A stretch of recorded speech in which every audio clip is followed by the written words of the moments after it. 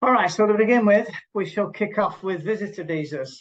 This relates to those foreign nationals who are unable to secure visa upon arrival privileges, visitor visa upon arrival privileges, or if they do have visa upon arrival privileges, let's say they only get, say, 2 weeks, as say Filipinos get, but they would like to remain longer than the 2 weeks that they're able to get at the boundary or at the airport upon arrival. What are the criteria in play to be able to qualify for visitor status? Okay, so the general rules are: the activity permitted as a visitor is to come and undertake a genuine business or a leisure visit. The idea is that you're not going to be seeking to stick around for any protracted or otherwise quasi-residential period of time. You're going to come and engage in a business visit. You're going to go and sort of see the sights and whatever. You're going to do your thing and then finally depart. Permitted activity under this visa type enables you to come and anticipate that you might eventually see business residence, so you can come and get the lay of the land and understand what it's all about to procure essentially business visa or business residency, either under the general employment policy or under one of the other types. Permitted activity means that you can, for example, come and incorporate a company. That's permitted activity. You can open a bank account.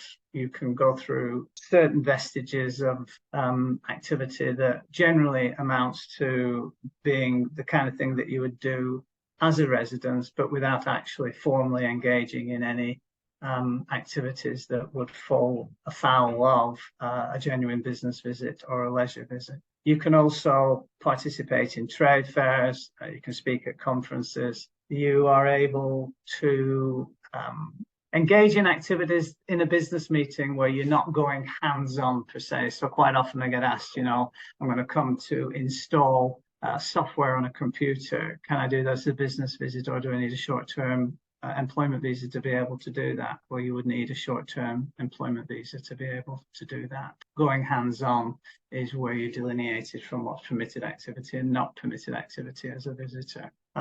If you're thinking long-term and you are seeking to understand if, whilst you've been engaging in pre-relocation for business residence activities, your intention to reside is now crystallized, that's it, you're firmly going to be living in Hong Kong to pursue business or employment, then if that's the case, your visitor visa is no longer appropriate. You need to change your immigration status by applying for the requisite visa, and then got to avoid the potential for an inadvertent breach of conditions of stay. So if you're a British national and you avail the 180-day visitor visa at the airport, it's very often the case that the challenge of securing the requisite residence visa is sort of like just parked to one side, because you get 6 months at a time as a visitor, and then you can scoot off to another jurisdiction and then return, sometime later and get another 180 days. And there's always the potential for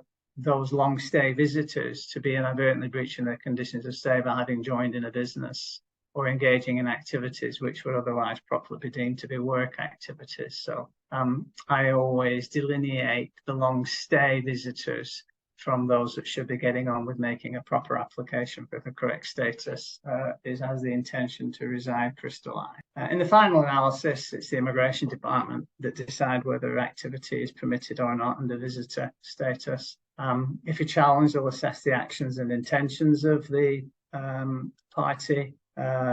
Prosecution, removal or cancellation of visa consents are all possible if the immigration department aren't happy with what's been going on. And if the officers at the border are unable to properly sort of take the measure of a long stay, frequent visitor to Hong Kong as to what's keeping them here, they may decide that whilst they might, for example, ordinarily be entitled, let's say, as a Japanese national, to get a 90-day limit as you arrive, they might just decide, well, as far as we're concerned, you spent more than 180 days here in the last the last 12 months, we're not quite sure what you're really up to. So we're just going to give you a week, be able to sort of finalise your affairs and then leave. And that's a short conditional landing, which is a way that the Immigration Department are able to police those long stay visitors or frequent visitors without being able to actually fully ascertain exactly what's been sort of bringing them here and what's keeping them here as frequently as they are.